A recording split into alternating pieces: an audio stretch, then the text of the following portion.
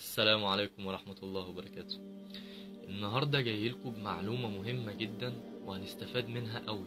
أنا لو جيت سألتك وقلت لك هدف الشيطان مننا إيه، هتقول لي إيه؟ أكيد هتقول لي هو يبعدني عن ربنا ويوقعني في المعصية ويخليني أعمل حاجات غلط. ماشي، هو صح، بس برضو أنت ما قلتش هدفه منك الأساسي إيه. هدفه الأساسي هو القنوط من رحمة الله.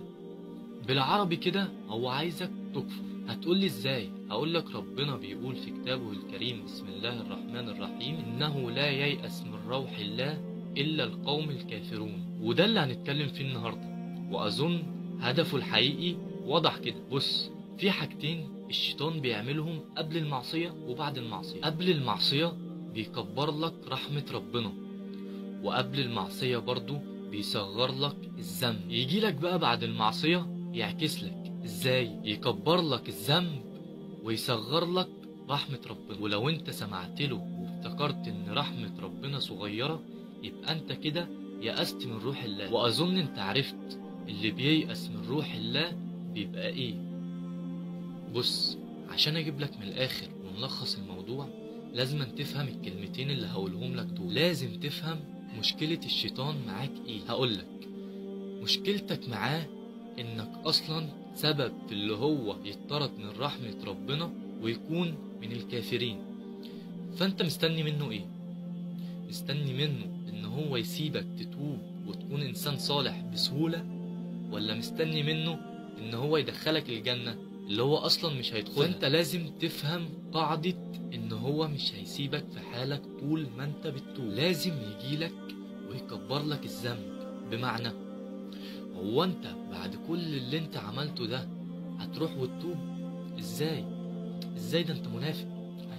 هيجي يقولك كده، وهيجي يقولك اكتر من كده كمان، بغض النظر بقى انت عملت ايه. لان ربنا صدقني بيغفر اي حاجة، بمعنى اي حاجة الا الشرك بالله. فانت لازم تفهم نقطة انك طول ما انت بتتوب هتلاقي مطبات. بمعنى انك مش اول ما هتتوب هتكون معصوم من الغلط، لا، لان اصلا ربنا خلقنا مش معصومين من الغلط.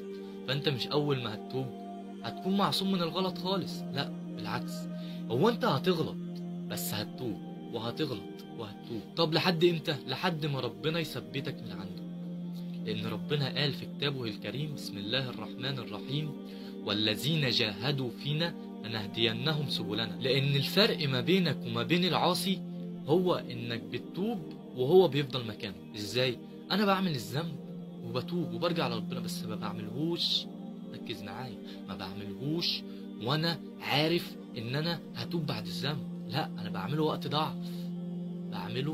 ضعف، غصب عني وقعت في الذنب ده. فانت لازم تفهم نقطة انك لازم تعافر وتوري ربنا انك بتعافر، وتبقى عايز من قلبك تبقى انسان صالح.